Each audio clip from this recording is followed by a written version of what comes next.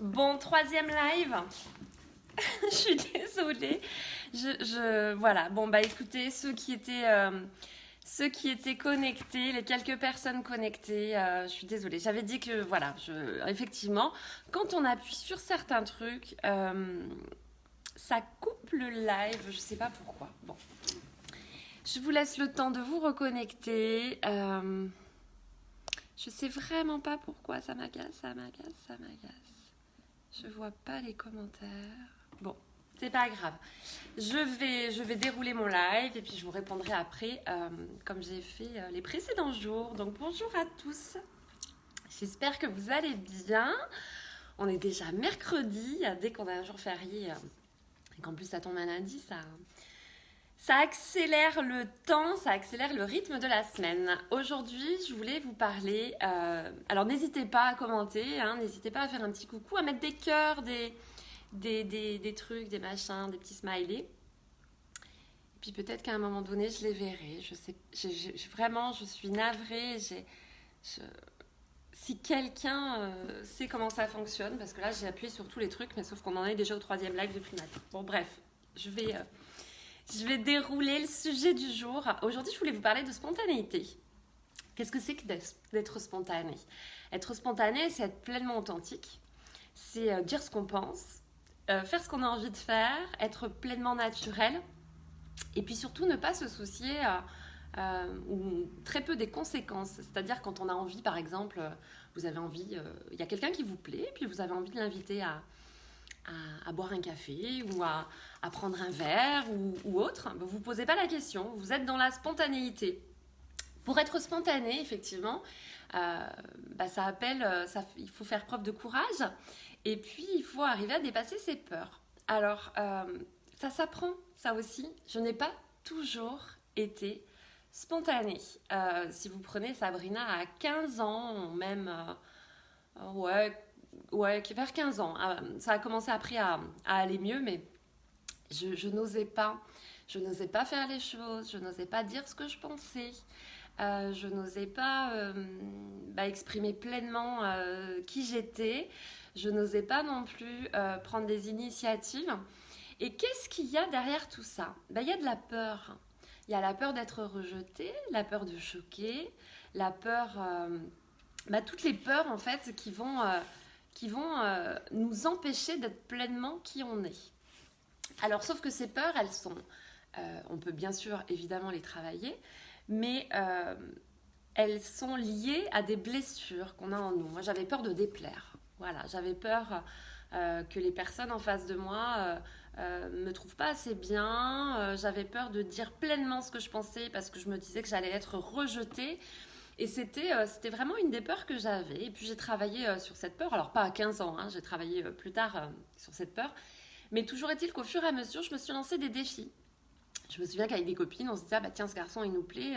Quelle est la première qui va l'inviter, par exemple? Ou est-ce que tu vas oser proposer ça à telle personne? Est-ce que tu vas oser demander ça à tel inconnu dans la rue, etc. Et on se lançait des petits défis comme ça.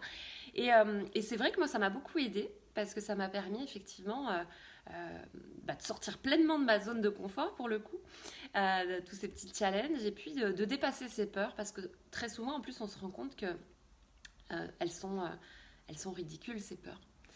Parce que quand bien même le garçon qui vous plaît vous dit bah non j'ai pas envie de prendre un café avec toi ou un verre ou autre, bon, c'est pas dramatique hein, comme je le dis souvent. Il y a 7 milliards d'habitants sur Terre, grosso modo on va dire qu'il y a la moitié garçons-filles, même si bon, c'est pas, le ratio est pas vraiment correct, mais bon pour simplifier on va dire ça comme ça. Donc ça vous laisse quand même beaucoup de possibilités. Donc c'est vraiment important. Alors avoir du courage comme ça, hein, c'est poser des actions même quand on a peur. D'accord, et faire preuve de spontanéité, c'est avoir dépassé en fait ces peurs-là. C'est se dire, ok, je vais peut-être déplaire, c'est pas grave. Je vais peut-être poser problème à la personne en face de moi parce qu'elle va se dire, bah non, elle est trop impulsive, on se connaît depuis 2 heures, elle m'a déjà proposé, je sais pas, un ciné, un encart, un truc, machin. Euh, ouais, mais c'est ok. En fait, être spontané, c'est faire pleinement ce que vous avez envie de faire. Et la spontanéité, moi je trouve que c'est une belle qualité. parce que pour le coup, vous êtes alors pleinement aligné, hein, vous êtes authentique. Et c'est un cadeau que vous faites aussi à la personne que vous avez en face de vous.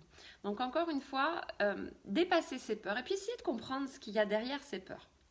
Et puis souvent, de quelles ressources vous disposez justement. Parce qu'encore une fois, vous allez... alors bon, on peut parler du domaine amoureux parce que là, en l'occurrence, hier, on en a beaucoup parlé dans les rendez-vous que j'ai eus. J'ai eu beaucoup de personnes qui s'interrogeaient justement sur les relations amoureuses et sur le fait d'oser faire les choses.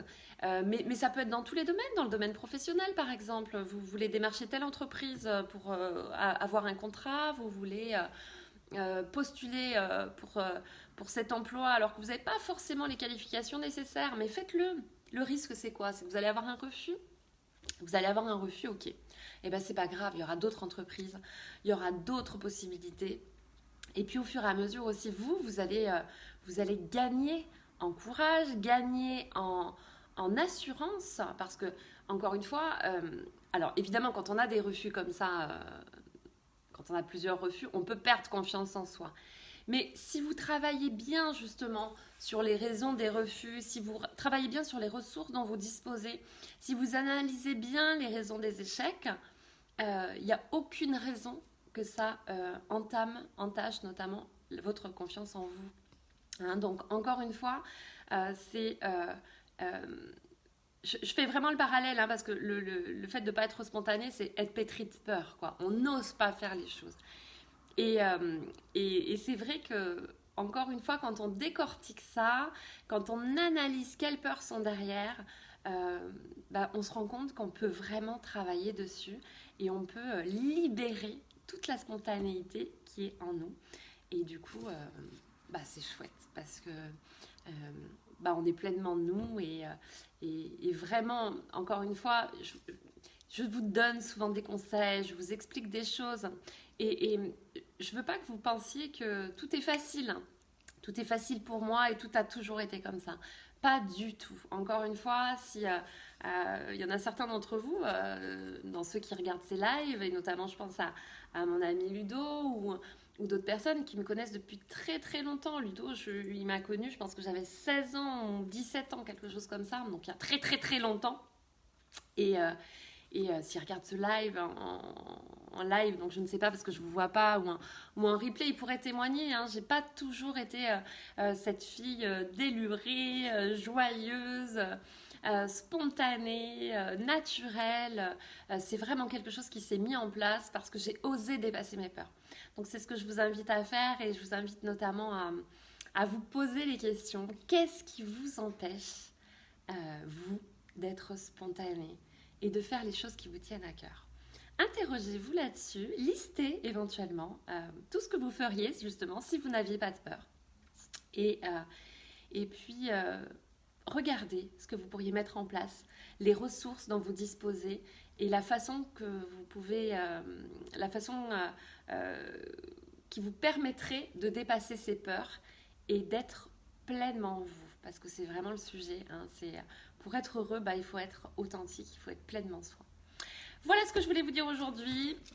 Je suis désemparée. Sachez-le, spontanée mais désemparée. Je suis désemparée parce que je ne vois pas du tout vos commentaires. Donc je vais répondre après. Navré, ça enlève un petit peu le côté spontané. Pour le coup, ça enlève un petit peu l'interaction. Mais là, je vois vraiment pas ce que je peux faire d'autre. Je ne sais pas. Est-ce que j'ai appuyé sur quelque chose qui bloque les commentaires? Je pense, hein. Écoutez, ça y est, je vois. Mais alors, je vois avec beaucoup de décalage. Alex, coucou André, coucou Pierre. Alors, je ne sais pas si vous venez tout juste de commenter ou si vous êtes arrivé il y a déjà quelques minutes, mais je vois tout juste à l'instant. Donc, il y a beaucoup de décalage. Bon, voilà, c'est ce que je voulais dire aujourd'hui. Interrogez-vous, essayez au maximum de travailler sur ces peurs qui vous empêchent d'être qui vous êtes. Parce qu'encore une fois, les conséquences de ces peurs qui empêchent justement cette spontanéité, c'est de vous empêcher de vivre pleinement ce que vous avez à vivre. Et moi, ce que je veux, c'est que vous puissiez au maximum être qui vous êtes et vivre toutes les expériences qui se présentent sur votre chemin. Je vous embrasse bien bien fort et puis bah, je vous dis à demain pour un autre sujet. Je ne sais pas lequel. À demain, prenez bien soin de vous. Au revoir.